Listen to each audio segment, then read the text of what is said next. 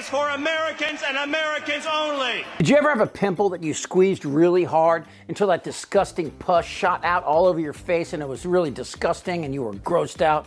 Well, that's like meeting Stephen Miller. President-elect Trump is expected to announce in the coming days that Stephen Miller, his top immigration advisor, will serve as White House Deputy Chief of Staff for Policy.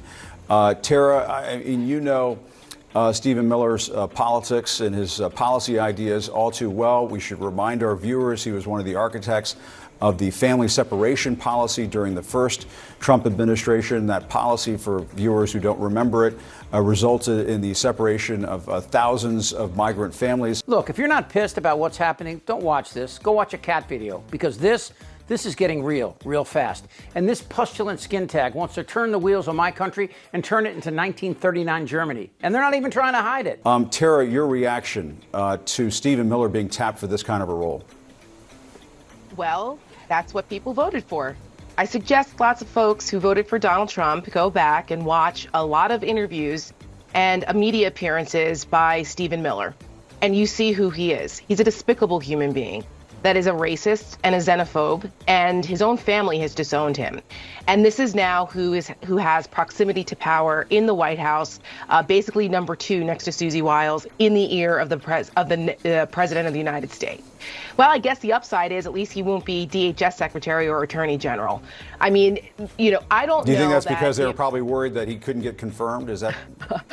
Probably, yes. But, Trump, that's why Trump is asking for recess appointments, and they're trying to circumvent normal institutions and processes, because you're going to find out that a lot of these people would not be able to pass muster once they are really on public display.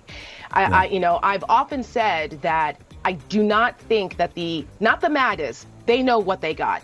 But a lot of people who felt that, well, it was the economy, or it won't be so bad, or, they are not fully aware of what they have done and the people they have ushered in. You didn't just vote for Donald Trump.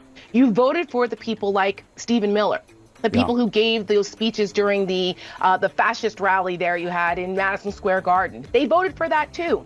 So we're about to see what these people are going to bring onto the American people and our government. And God help us. She's right, and I agree with every point, and especially on this question. Did 70 million people really sign up for this? They're poisoning the blood of our country. While Trump has assembled a cast of racist cowards like Steve Bannon, who talks all macho. It's not going to happen like you think it's going to happen, okay? It's going to be quite extraordinarily different.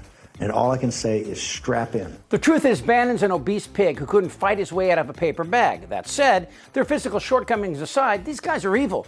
Trump has never tried to hide his malignant narcissism, and I'm not sure he could. And anyone with an ounce of integrity who Trump recruited said, adios, MF.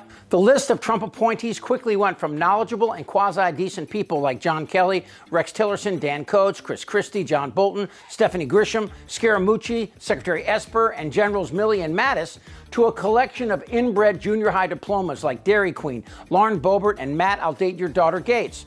And of course, Bannon and Miller. And recently, it's been a smorgasbord of the very stupid yet ambitious who suckle Trump's flatulent teats and literally sell their souls to Donnie diapers. And of course, none of these suck-ups are bothered in even the slightest bit as to what's about to happen.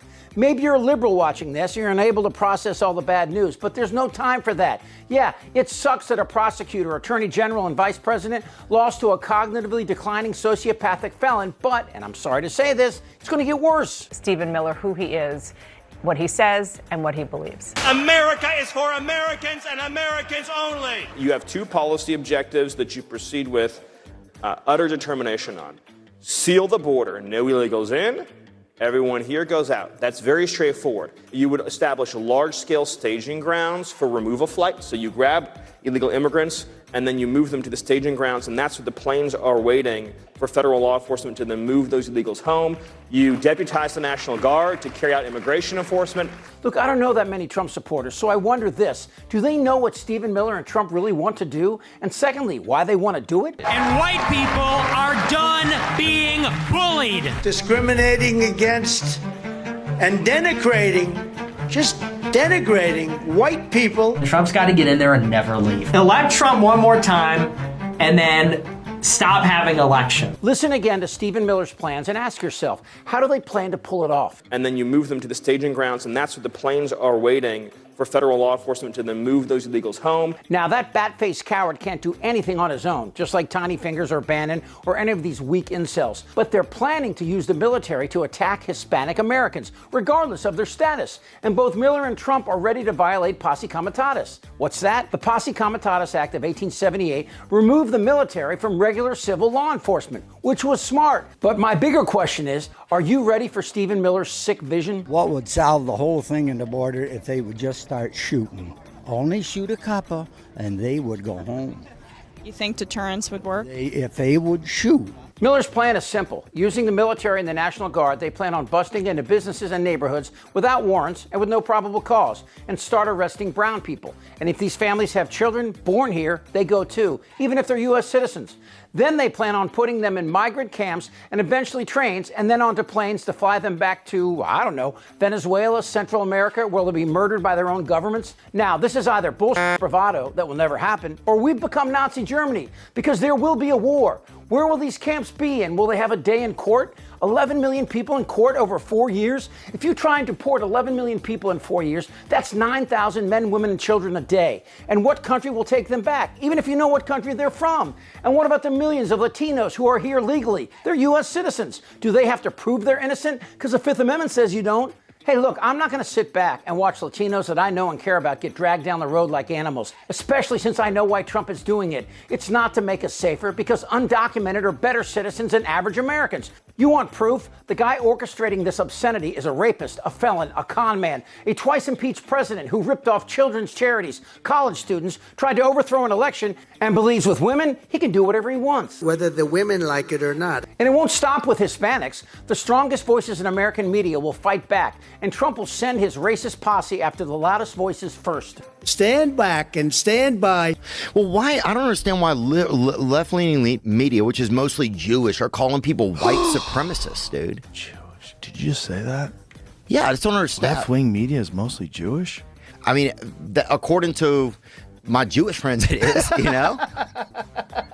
But why do they hate white guys? It's just woke things. Yeah, that's hilarious, Joe. Saying Jews control the media isn't anti-woke. It's fucking anti-Semitic, and it's a fucking lie. For 30 years, I worked with Cap Cities, ABC, Disney, Hearst, and Cumulus Medias, and if there was a cabal of nefarious Jews giving orders, I think I'd know. Stephen Miller, Trump, Bannon, and the rest of these weak little boys may have won the election, but they will never win the hearts of Americans. Americans like Kamala Harris, Joe Biden, Adam Kinzinger, and Liz Cheney. There will be a fight. In fact, in a street fight between Miller and Cheney, I go with the one who stands on principle. And while principle may not win you a street fight, it does attract allies. And we'll come ready. Damn right. This is not a normal election. Whether the women like it or not. Suck my fat one. Who's with me? Yes! Tick-tock, mother... They're eating the dogs.